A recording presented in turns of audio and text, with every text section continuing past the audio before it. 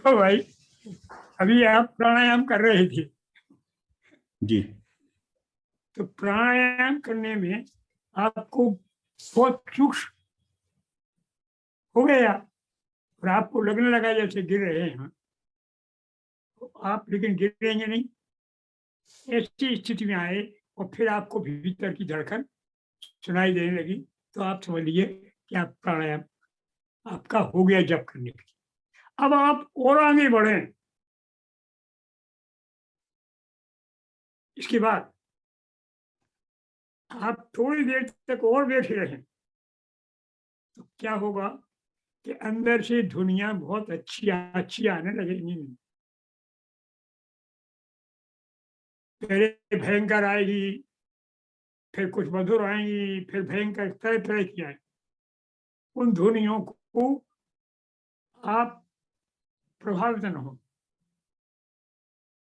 उन ध्वनियों से आप प्रभावित न हो। उन्हें सुने अवश्य, डरे नहीं।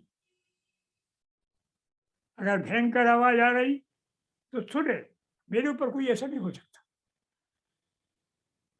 अगर मधुर आवाज आ रही तो भी सुन लो, मेरे ऊपर कोई असर नहीं हो सकता। चिकने घड़े की जैसे आप अपने आप को कर लें, तो आपका पार है, नहीं तो आप फिर सामान्य की तरफ हो गए। इनके ऊपर अगर आप हो गए तो फिर आप इन जो कह रहे हैं, अभी जो बताया था आपको धारणा है, ये आपकी सफल हो जाएंगी सब, और फिर आप नीचे गिरने के कम अधिकारी हो गए। होते तो हो ही, क्योंकि वो शक्ति प्रयत्न करेगी आपको, और विश्वामित्र जैसे इंद्रिय विजय को जमीन पर चढ़ा देती है, तो फिर भी सावधान तो रहना ही पड़ेगा। सावधानी हटी, दुर्घटना घटी। सावधान तो रहना ही है, योगी को जागरूक तो रहना है महाराज। अगर आप जरा भी असावधान हुए तो किसी भी स्थिति में नीचे आ सकती है, किंतु संभावनाएं बहुत क्षीण हो जाती। ये इस स्थिति में आकर के आप वो करते हैं क्या, धारणा। कौन सी धारणा है? जो बताई थी पहले कि बाहर के भूतों को ये प्रत्याहार करते हैं, खींचते हैं, और फिर उनके साथ ये प्रत्याहार करते हैं कि उन भूतों को आप अपने देह में स्थित भूतों के साथ मिला करके चित्त में रखते हैं, तो उन पर अधिकार होता है। अब आप अधिकारी किसके हो गए? ध्यान के। अब आप अधिकारी हो गए ध्यान के। अब आप चाहें तो ध्यान करें यहाँ, और फिर यहाँ जप भी करें, क्योंकि जप और ध्यान एक है। न ध्यान बिना है जप, जप को ध्यान के बिना न करे। हर एक जगह जब के पहले ध्यान है। अब आप जप करें, अब आप ध्यान करने जप न करें, ध्यान में लग जाए। लेकिन ध्यान बहुत देर तक चलेगा नहीं, इसलिए जप करें। और जब भी हमारे महाराज, हमारे गुरुदेव का तो आदर्श ही था कि जब से सिद्धि होती, ध्यान न बने, जब की कोशिश करो, कुछ तो होगा, इससे होगा कुछ जब, क्योंकि परखा हुआ। जप में क्या होता है? जप में ये जो अक्षर हैं, वो अक्षर जहां रखे हैं उनको हटाएं नहीं। आप पंडित हैं तो अपनी अकल मत लगाइए, कोई दूसरा शब्द उसकी जगह प्रवेश मत करें। जो शब्द जैसा है उसको करें। पहले वाचिक करें, फिर उपांशु करें, अंत में क्षमता है तो मानसिक करें। उपांशु तो अवश्य करें, वाचिक पहले करें, लेकिन वाचिक पहले कर लिया हो तब उपांशु करें। वाचिक में उच्चारण होता है पूरा, ताकि आपको ये मालूम हो जाए कि उच्चारण कहाँ से है। और इसी उच्चारण की सिद्धि के लिए निर्माण होता है मंत्र का। मंत्र का निर्माण ये होता है कि उसमें आपकी पूरी वर्णमाला को आप अनुस्वार के साथ एक बार कह लेते हैं मंत्र के साथ।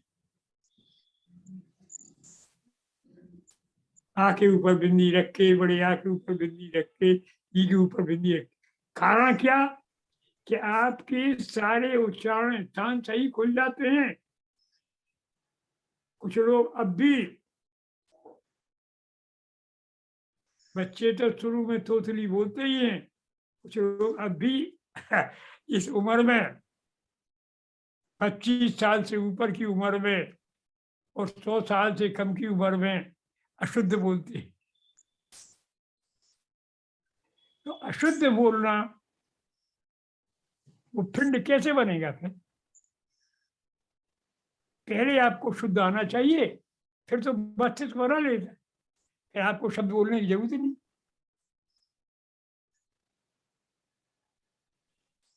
शास्त्री लोगों सुन लो, पहले आपने शुद्ध बोला है, अब आपको मानसिक ध्यान में इसको बोलना नहीं है। दांत से दांत, ओंठ से ओंठ, जीभ तालू से लगी है। अब आप ऐसी स्थिति लाए, वो केवल सुने, आपका बोला मंत्र आपको सुन रहा है। यह है मानसिक जप, आपको सुनाई दे रहा है, क्योंकि मन से जप नहीं सकते आप। ये व्यवहारिक अनुभव है, ये तंत्र कहता है। वो करके देख लीजिए, घंटिया हिलेगी आपके अंदर। आप बिल्कुल नहीं बोले, आप तो अभी भी बोल रहे हैं। हम कह रहे हैं कुछ बोल रहे हैं आप। जब आप सुनने में लीन हो जाएंगे तो बोलना बंद हो जाता है। तो सुने और देखें, यही मंत्र जप है। देखें मंत्र, सुने मंत्र। ध्यान पहले कर लिया आपने, बताया आपको ध्यान क्या किया, जो किया आपने वो किया। ध्यान में पिंडाक्षरों को आपने अपनी आंखों के आगे देखा, और वो पिंडाक्षरों की ध्वनि को आपके कानों ने सुना। ये हुआ जप। इसमें बहुत बाधाएं आएंगी, बहुत बाधाएं, और 3 बाधा तो उसमें आती हैं, लेकिन हम बाधा बता करके आपको उसके प्रति विमुख नहीं करने वाले, इसलिए बाधा का नाम आप मुझसे मत सुनिए। आएंगे तो अवश्य।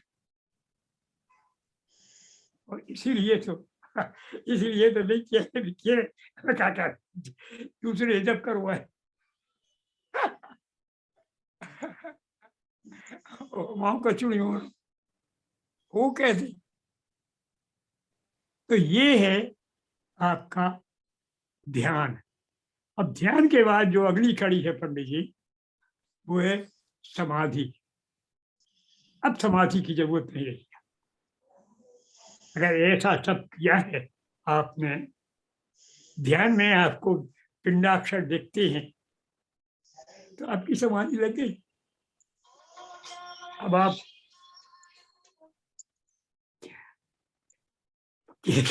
कुछ लोगों को बता के आना चाहिए कि थोड़ी देर में आया और हम इस बीच में हम सुन लें तो काय को।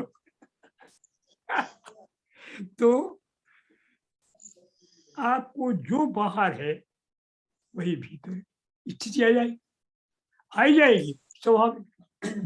तो ये समाधि आपकी स्वाभाविक, ये वो नहीं होगी मेढक वाली समाधि। दुनिया में रहते हुए आप दुनिया से परे, वो भजन कर रहे सब तो दुनिया से परे हैं ही, लेकिन बिना भजन के भी परे।